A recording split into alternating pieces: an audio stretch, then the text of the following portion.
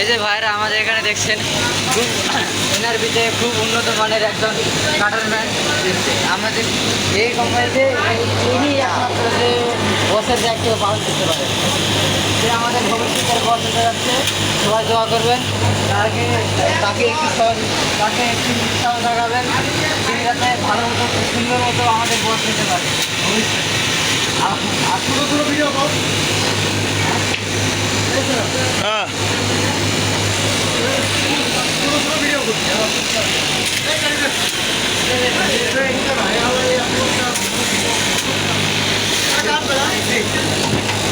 ও আর zoom করে